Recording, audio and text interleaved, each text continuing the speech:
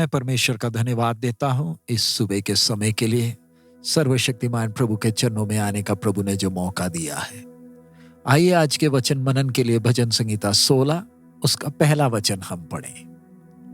हे ईश्वर मेरी रक्षा कर, क्योंकि मैं तेरा ही शरणागत हूं।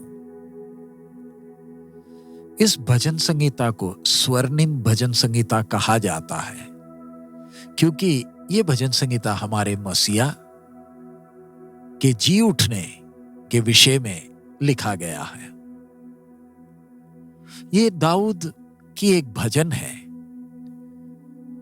जो उसने परमेश्वर की महिमा में लिखी है, और उसी समय ये भजन संहिता आने वाले मसीहा प्रभु यीशु मसीह के जीवन के विषय भविष्यवाणी भी है। यहां पर हम देख सकते हैं प्रभु यीशु मसीह संपूर्ण मनुष्य के तौर पर अपने स्वर्गीय पिता से विनती कर रहे हैं कि मेरी रक्षा कर, क्योंकि मैं तेरे ही शरणागत हूं। प्रभु यीशु मसीह संपूर्ण मनुष्य होने के नाते निष्कलंक थे।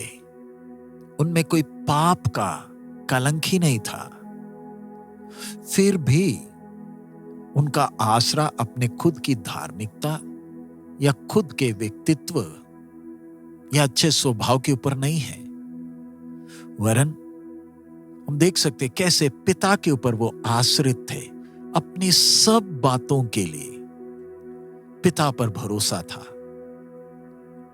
अगर प्रभु यीशु के जीवन में ऐसी स्थिति थी, तो फिर हम लोगों को कितना ज्यादा प्रभु पर आश्रित होकर प्रार्थना करनी है।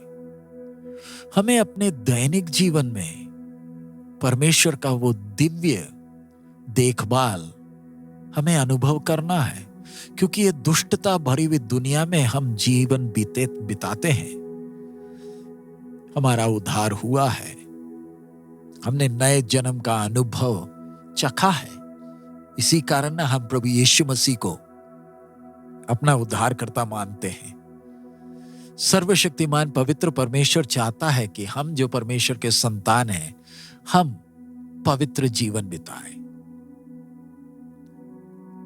प्रभु यीशु मसीह के जीवन से स्वर्ग प्रसन्न था, इसलिए स्वर्ग ने ऐलान किया ना, ये मेरा प्रिय पुत्र है जिससे मैं अति प्रसन्न हूं। अब राजा दाऊद के जीवन को जरा देखें, जिसने ये भजन लिखा है। दाऊद राजा है, उसमें खूबियां हैं। वो चाहता तो अपनी खूबियों पर भरोसा कर सकता था और अपने ताकत पर भी। अगर ऐसे करता तो वो बिल्कुल पराजित हो जाता। लेकिन वो जानता है कि अगर वो प्रभु पर आश्रित रहेगा तो प्रभु उसे संभालेगा। हमें इस बड़े सत्य को समझना है, क्योंकि हम नए साल में प्रवेश करने जा रहे हैं कि परमेश्वर ही हमें संभाल सकता है। हम अपने विश्वास पर घमंड ना करें, ना ही अपने आत्मिक जीवन पर घमंड करें, ना ही बाकी किसी और बात पर घमंड करें। हमारा आसरा हमारे फैसलों पर ना हो। हम देख सकते हैं इन अंतिम दिनों में कितने विश्वासी जो एक समय अच्छे विश्वास में चलते थे, ध्यान न रखने के कारण शैतान के परीक्षाओं में फंस गए, डामाडोल हो गए और उनके विश्वास की नैया डूब गई। आज उन्हें मसीह जीवन से कोई लेना देना नहीं। संसार की तरह सांसारिक जीवन वो बिताते हैं। शैतान की युक्तियों में वो फंस गए। जैसे ध्यान रखना था, ध्यान ना रखने के कारण शैतान उन पर जयवंत हुआ। ध्यान रखें, हमारा दुश्मन हमारे इर्द गिर्द घूमता रहता है, ताकि हम कैसे ना कैसे उसकी दुष्ट परीक्षाओं में हम फंस जाएं। अगर हमारा भरोसा हम पर खुद है, अपने फैसलों पर हम भरोसा कर नए साल में प्रवेश कर रहे हैं, प्यारे अजीजों, हम अपनी बर्बादी को स्वागत कर रहे हैं।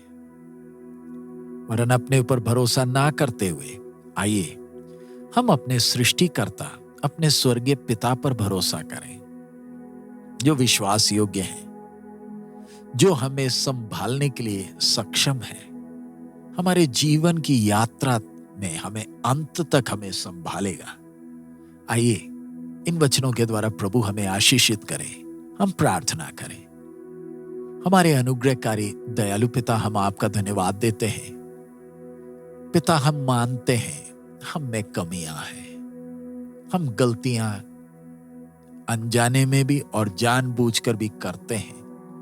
हमने आपको बहुत दुख पहुंचाया, लेकिन प्रभु इस नए जीवन का अनुभव आपने दिया है। कई बार आप पर भरोसा करने के जगह हमने अपने ऊपर ही भरोसा किया, इस कारण हम निराश और हताश हुए हैं। लेकिन प्रभु आपके वचन के लिए धन्यवाद। प्रभु आप पर संपूर्ण रीति से आश्रित रहने के लिए हमें मदद कर पिता, ताकि हमारा जीवन आपको प्रसन्नदायक हो सके, हम भी आपके कद तक बढ़ सके। बाप, हम यहां आपके चरणों में हैं, अपने खून से धोले शुद्ध करें। नए साल में जब हम प्रवेश करने जा रहे हैं पिता, आपकी महिमा के लिए हम जीना चाहते हैं।